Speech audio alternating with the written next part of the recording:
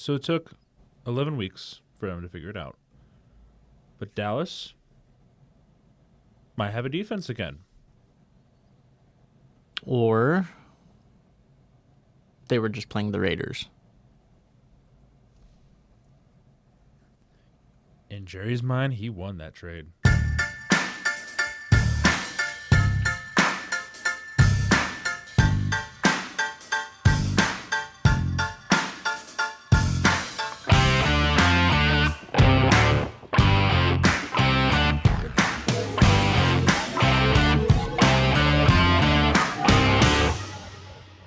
Welcome back to the James and Dame Show. I'm Josiah. And I'm Will. And today we're going over Week 11 Power Rankings. Ooh. Magic. Yeah, we're going to start. My honorable mention, only one, is going to be the Kansas City Chiefs. They're 5-5. Yeah, they were in the top 10 last week, so. And lost to the Broncos. So, they're not losing horrible games. They're playing games close. They continue to slide with a lot of the things that are in there. But, I mean, again, a lot of the teams that you could argue should be up here are around 500. That 10 spot, not looking so safe with those teams with good records. I mean, it can't just look at what their record is, but you also have to look at how good of a team they are right now, because that's really what this is how good of a team are they. Chiefs slip every week by week a little bit lower and lower, still being able to be competitive with the Broncos, who are easily a top 10 team, but Easily. they're still continuing to lose, so they're going to continue to fall, and who knows, maybe next week might not get mentioned at all. That'd be nice. All right, at number 10, I have the Green Bay Packers. Oh. See, the thing is that I could put the Bears at 10. And that was the thing, where it's just like, I guess if you really want to call it an honorable mention, the Bears were decent. I mean, 7-3 is nothing to scoff at. It's kind of a lousy 7-3, though. I mean, I'm not really convinced quite yet. I know they're definitely better than what they've been in the last few years. That's for sure. They're how I view the Patriots a little bit. Soft schedule, not as tough opponents. Not quite convinced of the performance they put on the field. They've had, what was it? I don't know how many times it's happened this week or this year, but they've had another fourth quarter comeback.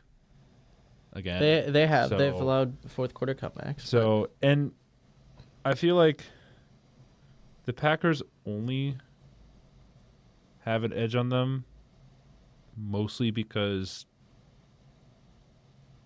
I don't know. I don't know how I feel about the Bears quite yet. I mean, I understand the distrust for the Bears, but like having the Packers in here, I think at number 10, I don't have them anywhere top 10, because I mean, I've lost a lot of respect for them over the past few weeks. You barely edged out the Giants, who aren't a good team. Didn't have Jackson Dart, and they not only did they barely edge them out, but they looked really bad. Like, not just the fashion that they usually look when they play these bad teams way too closely, but like it was bad, and you had suffered injuries, and it was just ugly football from the Packers, and it just seems like it gets worse and worse every week. So I just don't see them up here. At number 10, I have the Tampa Bay Buccaneers, who suffer a loss against the Bills. That's not really what's dropping them, but it's been bit by bit. They just lose a little bit more respect with the way they play. This week, it was the defense. I mean, Baker didn't look great. It wasn't a great game for Baker, but the defense really struggled against this Bills team, who admittedly, when they're on, they're a really, really good team. They're one of the scarier offenses when they're really good. All it took to do that was bench Keon Coleman. I mean, well, that's another part of the thing is, like, they benched Keon Coleman, who, I mean, no, he's not been what people have expected him to be, but he is still a good player, and he's at least a contributor. You take that away, that's builds down a player who is somewhat useful at least, and the Buccaneers still let up 44, and it's like that draws some concerns. This is a different defense from what we've seen earlier in the year, different offense. Offense is just Yeah. really. So you think this is more on them losing than the Bills winning? I think there's a little bit of both. I think the Buccaneers just are not. This isn't the same Buccaneers team that we saw earlier in the year, and this is kind of that Buccaneers team that I feel like we're more familiar with from the past few years, where they're blowing games, had a really hot start, but we're not able to finish, and it's just kind of more of the same with this Buccaneers team.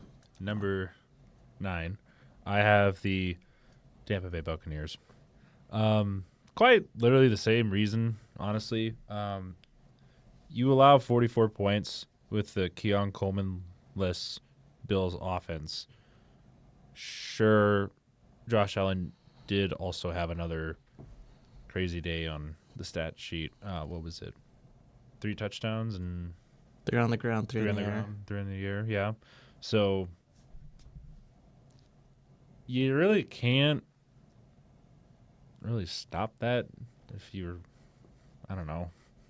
I mean, like they're Miami, injured. I get Miami it. was able to stop it though. That's where Yeah, it's like that's where it's like I don't know if it's just a hiccup for the Bills. I'm talking about the Bills here with Miami because it's division, or if it's just Buccaneers kind of forgot how to play, which is my concern right now, and I think they have. yeah, they're not the same Buccaneers. For my number 9, it's just kind of funny. I have the Chicago Bears actually. I don't blame you. I'm giving them a shout because yes, they've allowed fourth quarter, like they've blown leads in the fourth quarter, but what they have been able to do in response is still come back and win the game in the waning seconds, which is, I mean, yeah, it's not super pretty, it's not against the greatest competition, but I mean, we've seen that from other teams, and it's what they're doing is not that much different than what the Broncos are doing. It's slightly different, but It's a different. they're playing well in the clutch, which again is that it's a bit of shift in like in the culture. You know, it's turning that team that would choke in bad time, and they've turned into a team that has become one of the clutchest teams in the league. Unfortunately for them, there's like a couple teams that have been that team this year, but the Bears have consistently done it. Like most of the 6 out of the last 8 weeks, I think it is, or 6 out of 7 weeks. Where again, it's not against good opponents. It's not clean, like super clean. It's sloppy still, but they're doing enough to win. Is that going to be enough to get them all the way? No, probably not. But it is a really good stepping stone in the right direction going forward. And I think, again, reason why I have Bears over teams like the Bucs and the Chiefs, especially the Chiefs in this situation, Bears are winning. Chiefs, nah. Like, unless they're blowing them out, they're not winning. So for my number 8, I have the Lions. Yeah. Jared Goff was not having a great night. No. That was a very depressing performance from him. Also, I don't know why they decided to go for 4th down. Was it 4 or 5 times? I think it's 5 times. 5 times that night. Why? I understand Dan Campbell in this situation because you were playing against the elements, which is fair. But at the same time, you also have to recognize if it's not working, don't do it. Especially if you're going up against probably the best front 7 or one of the best front seven, if you want to argue. That's just one in general, just one of the best defenses. Yeah, like you're going up against a stellar defense. You're not going to do much against them if you're going to try and continue to go for that fourth down and you still can't do it.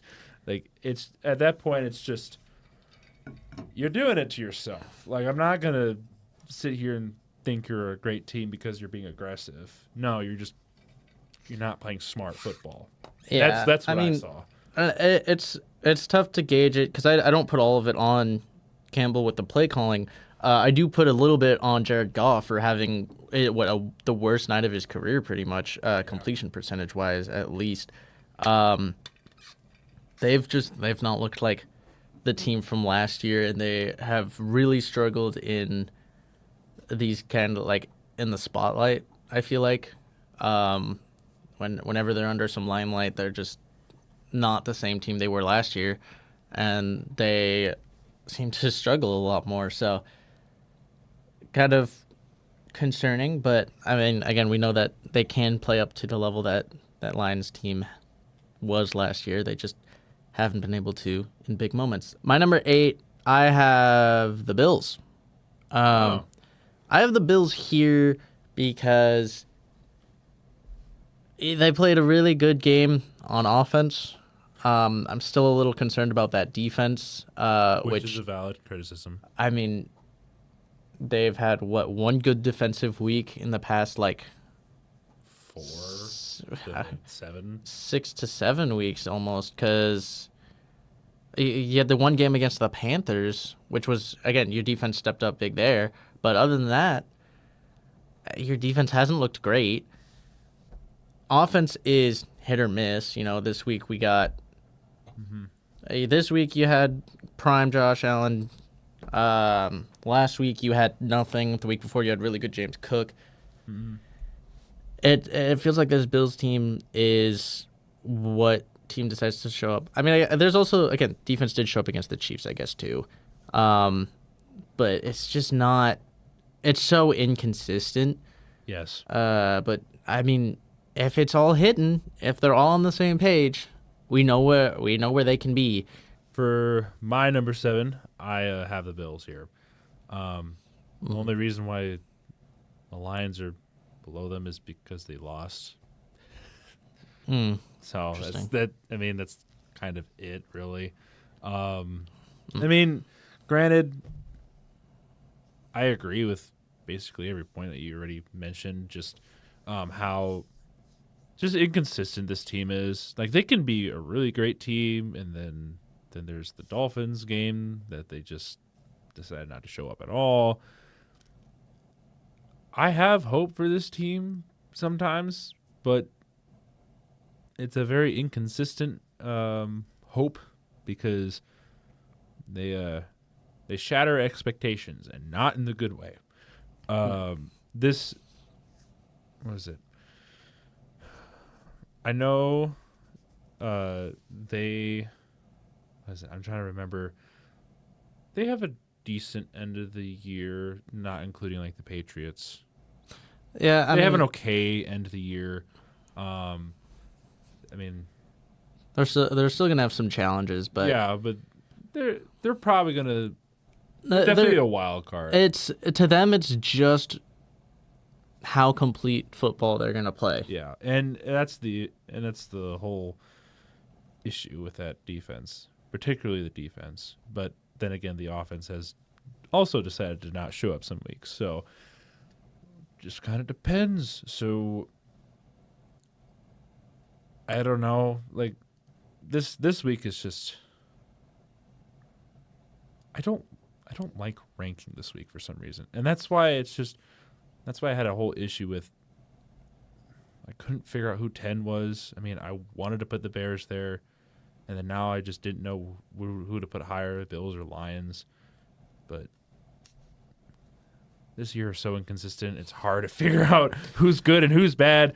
Please be consistent. Just at least a couple teams. The good but the good teams are inconsistent, and the teams that are good are the consistent ones. Yeah. So it's a year of consistency. And that's what bothers me. It's just I don't know who is actually good and who's just playing up to their competition. But come postseason, that's going to go right out the window. There's going to be a couple of those teams. For my number 7, I actually have the Lions here. So, No, we just yeah, I just had it flipped because, and literally the only reason is, I think playing at their best, I take the Bills. But the Bills haven't played it doesn't seem like they've played 4 quarters of complete football in a while. Maybe you give it to like the Chiefs or when they played the Chiefs or Panthers, but That's fair. Panthers and the Chiefs have been inconsistent. But like Bills, they're just not week to week it is a different team. Lions, they have the inconsistencies, but at least a lot of that seems like, half of their losses, 2 of their losses, which were the ugly losses, came from playing on Sunday night. Yeah. And just don't play Sunday night. you take out Sunday night, they only have 2 losses. One to the Packers obviously wasn't pretty, but that was week 1. That was a very different team. Week 1 is just a mess. Yeah, again, between the Lions and Bills, they're in the top 10 because we know what they can play at, and we've seen it a little bit. But the way, looking at how they've been the last few weeks, they're not playing they're not consistent enough to be top 10 teams. But because we know of how good they are when they are clicking is what kind of keeps them in the top 10 for me, at least. For number 6, I have the Seahawks here. Will doesn't like that because he's never liked the Seahawks. What? So the reason why I have Seattle here, their defense is great. Sam Darnold, on the other hand, what? he had a rough game. That was a very rough game. And granted, the Seahawks have been pretty good all year. It's just whenever they play the Rams, or at least specifically when Sam Darnold plays the Rams in the last 2 or 3 years, he is winless against them, and he's terrible against them. So apparently the Rams are just really good at beating Sam Darnold. I don't know why. 4 interceptions is not pretty. One of them could be coughed up to not his fault, but the other 3 were definitely his fault. Yeah. Yeah, they still have great weapons. It was just a bump in the road. JSN had another, 100-yard game or whatever it was. Yeah. Seahawks defense showed up, and they kept it within 2 points. Yeah. Even with 4 interceptions, they were only 2 points behind. It speaks to how good that defense is. Yeah. Just because they're despite the turnovers and everything, they were able to keep them in that game and hold them only to 21 points, so the offense could find a way back. But this Rams team it's a really good Rams team. So it's something. It's not just to say that I can't beat the Rams. It's this is a Rams team that is one of the hardest teams to beat in the league. So. Boy, you gonna feel stupid. I also have the Seahawks here. No. Nah, that wasn't why I was making noises. It's because I also have them here. I dropped them a few spots from, just because, you lose. It's showing that they're a little more human, a little more of a real team rather than this team that is crazy, ridiculously good. It's bending teams over and spanking them for 4 quarters. It's a realistic team who's had kind of just an easier schedule as of late. So going against the Rams, it kind of showed just hey, they're still a competitive team. This does kind of confirm some suspicions of Sam Darnold maybe not able to handle the big moments yet, or at all. It's hard to say, but it's right now he's shown a little this was a big game, and he folded a little bit. Now again, the Rams played a very good game, especially on the defensive side of the ball. They played very well. So this isn't just to say that Sam Darnold just sucked in a game that was big, but like there was a lot of pressure on him, and it didn't go. It wasn't his best game by far, but I'm not gonna drop him too much either because again, it was the Rams. So, but I did drop him a few points, and other teams gave me reason to move him up too. So, Patriots are still in the top 5, and they are number 5.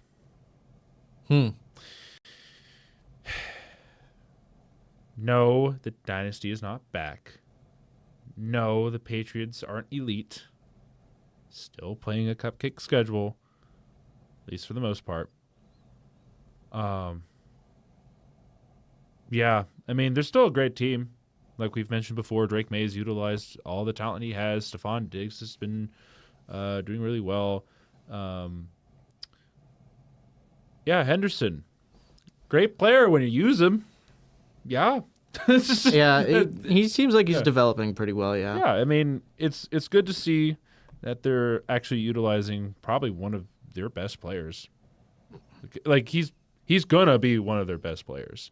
And I'm just surprised it took him this long to actually utilize him correctly. I mean, it seemed like he was having struggles towards the earlier part of the season. It's fine. It's just getting he needs to get adjusted. used to it. Like I get that, but granted, there were weeks where it was just like I feel like you could have used him here. Stevenson was also not doing great, and they were still not using Henderson. It was just kind of back and forth, but yeah, Patriots still pretty good.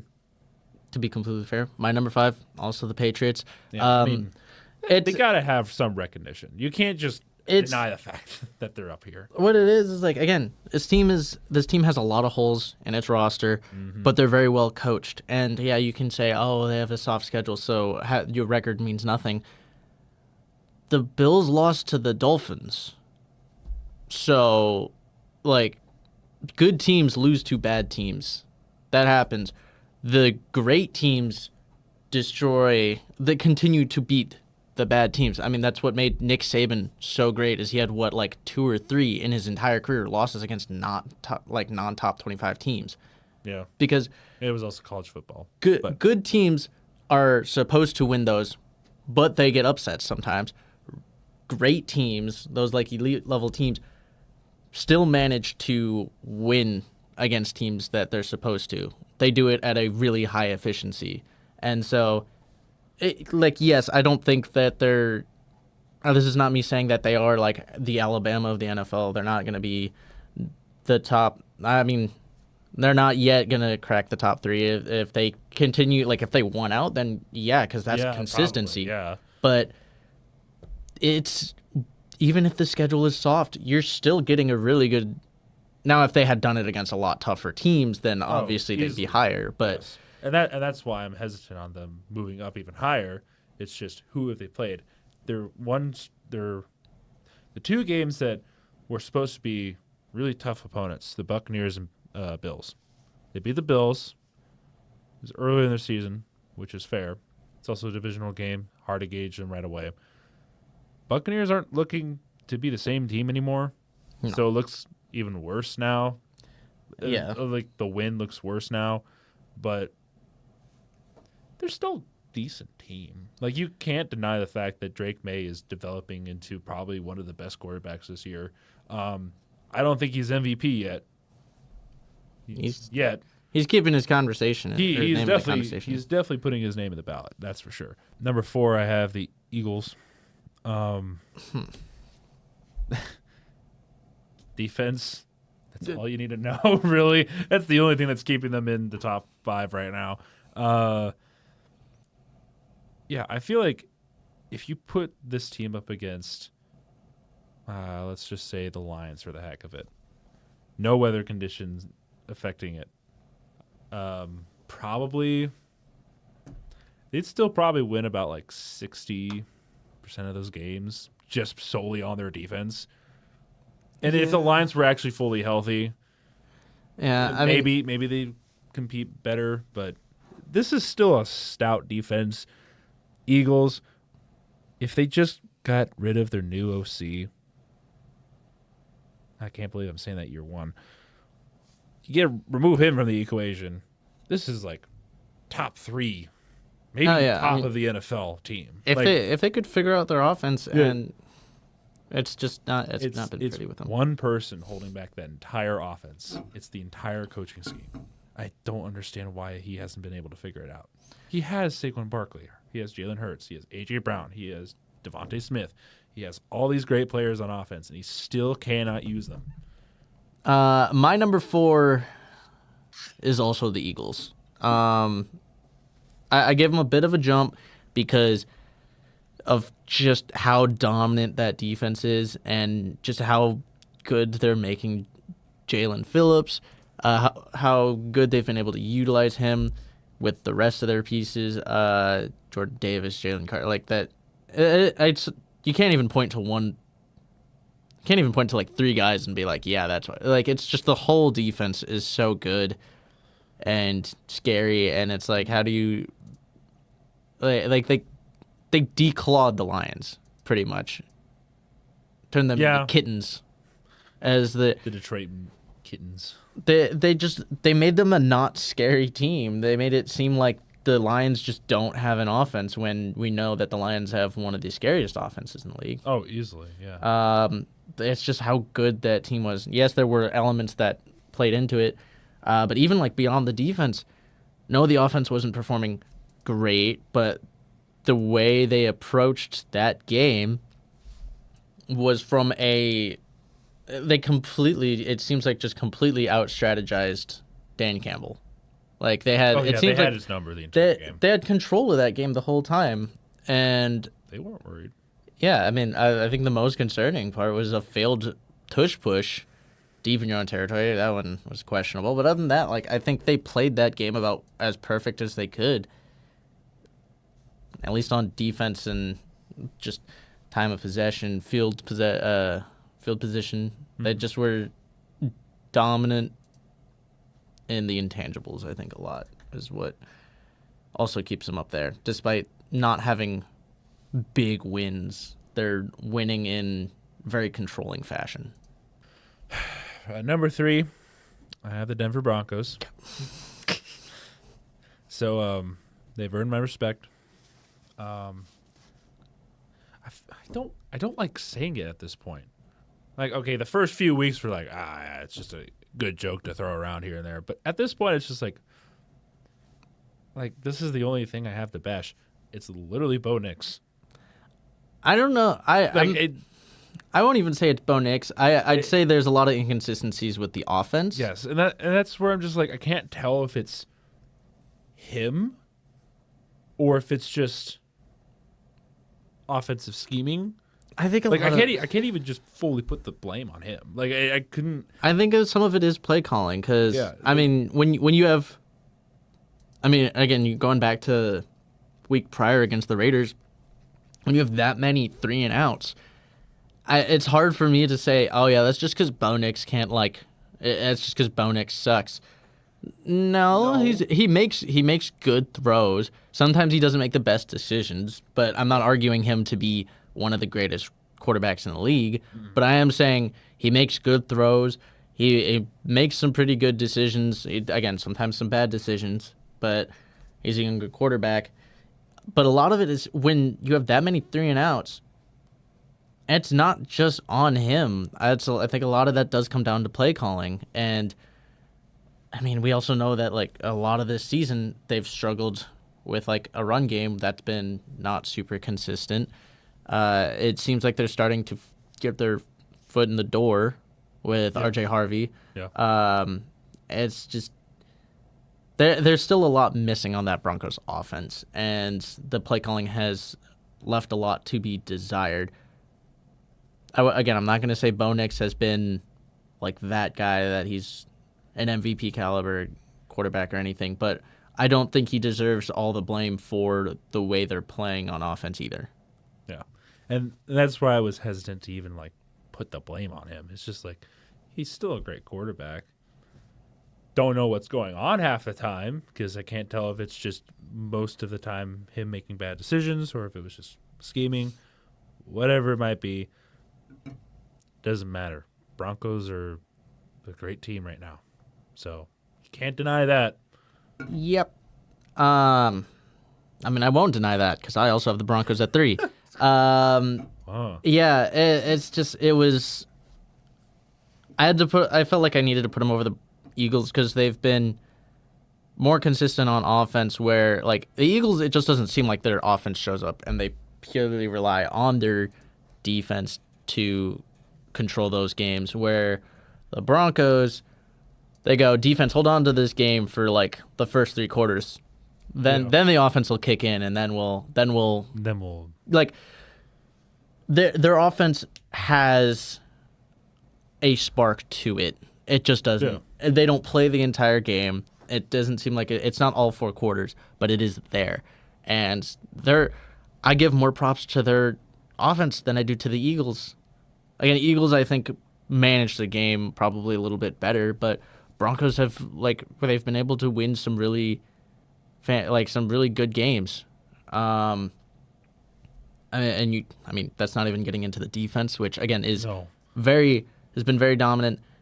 Once they get PS2 back, they should be really good. Yeah, and that's what I'm waiting for at this point. It's just when he does return. I mean, again, you were able to go and beat a Chiefs team that is mostly healthy. They're about as healthy as they've been in the past year or two. Yeah. Because they had all their receivers, and you don't have your best defensive player.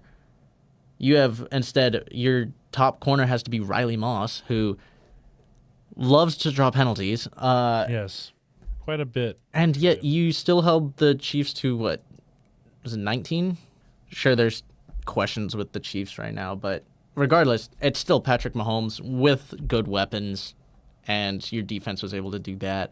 For number 2, they were at a bye week. It doesn't really help their case, but they're at number 2. They have the Indianapolis Colts. That's about it. I too have the Indianapolis Colts. Not enough happened for anyone to pass them. Nope. And they had no reason to move up a spot with what happened above them. So Colts, they're gonna stay at 2 just because coming off a bye, you get healthier. More important, honestly, I view this as more importantly. I mean, it's another week closer to Ward coming back, but it's another week of Sauce Gardner getting accustomed to the defense, and that's scary. Yeah, once he's fully adjusted to that scheme, Uh, Colts might actually be a really big threat to the AFC, down the road. All right, number 1. I think we both have this one. Same as 6 through 2. Might as well make it 6 through 1. Yeah, we got the LA Rams. What? Yeah. No I have way. The Rams. Couldn't tell. Rams. Again, they put on a really good show.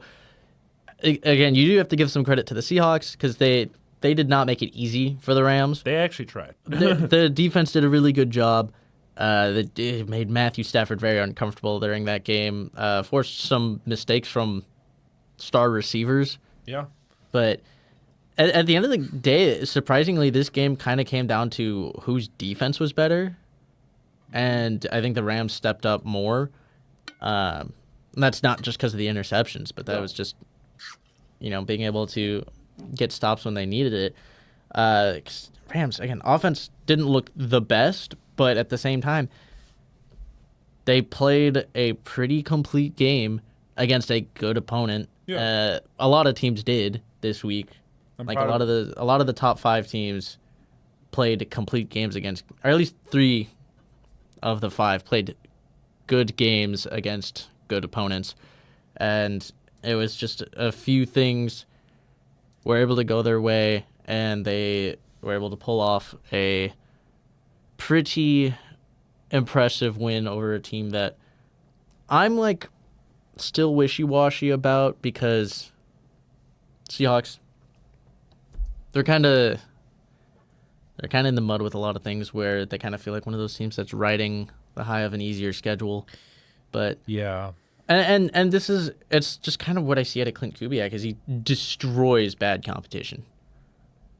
This is true. He does a really good job of putting up a lot of points against bad opponents. But come like playoff time, I think they're going to look like a different team. So, but like Rams, I think they're a very tested, a very proven team. Thank you for joining us for this week's iteration of Power Rankings. We look forward to seeing you in the next video or live stream.